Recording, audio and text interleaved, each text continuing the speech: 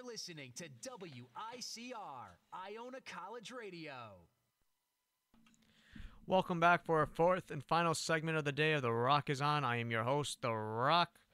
And now we're, like I said earlier in the show, we were going to switch back and forth between baseball and football. Now we're going back to baseball, and we're going to talk about the Mets a little.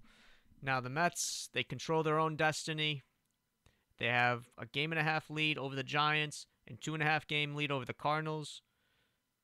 And they're currently in the top wild card spot. And you know, I said this last week and the week before.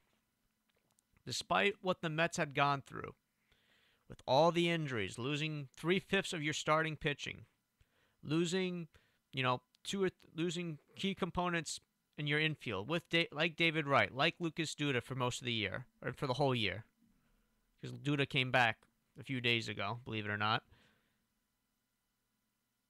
And then getting a lot of grief, bringing back Jose Reyes, which, granted at the time it took a PR hit because with this whole domestic violence that he had with his wife back in, I believe it was Hawaii in October of 2015.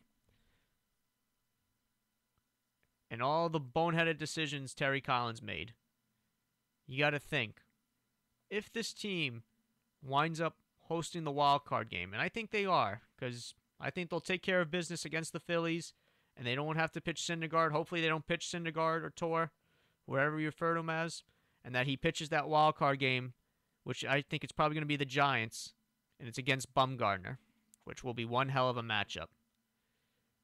And, it makes you wonder, if the Mets win that wild card game, whoever's winning the wild card game is going to play the Cubs, the mighty Cubs.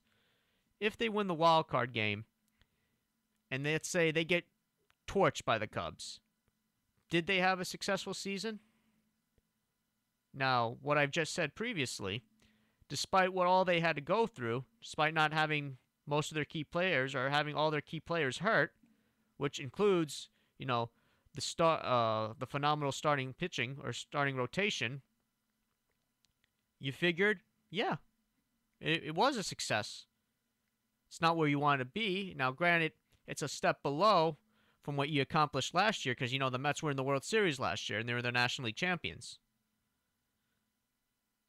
So, even if the Mets willingly win the wild card game and they just at least get it to the division series, and the Cubs are going to be heavy favorites going into the playoffs and the whole thing to win it all. You have to think, they had one hell of a job. They did one hell of a job this year. And Terry Collins was phenomenal, despite his boneheaded decisions he made during the course of some games throughout this year. And it gives you some motivation, some hope going into next year. And before we end the show, I just want to say, or the show for the day, I just want to say the great Mike Francesa. For those who listen to WFAN and is a loyal listener like me, the great Mike Francesa, a.k.a. Number One, his last show will be December 15th, 2017. Not this coming December, the following December. And when he retires, though, or when he leaves WFAN, that station will never be the same again. So for those who listen to WFAN, and they're loyal listeners, and they're a huge fan of the station, enjoy every day you listen to Mike, Big Mike. Because, his days are numbered listening to him on the radio. Now, is he going to retire, or is he going to go somewhere else? That's an enigma, and that's a question for another day. And with that being said, that concludes our fourth and final segment of The Rock is On. Have a great weekend, everyone. And tonight is Dolphins at Bengals. Who can you go for this game? Probably with the Bengals because they're home. Dolphins didn't look that good, but it should be one heck of a game, and everyone's looking forward to it. But have a great weekend, everyone.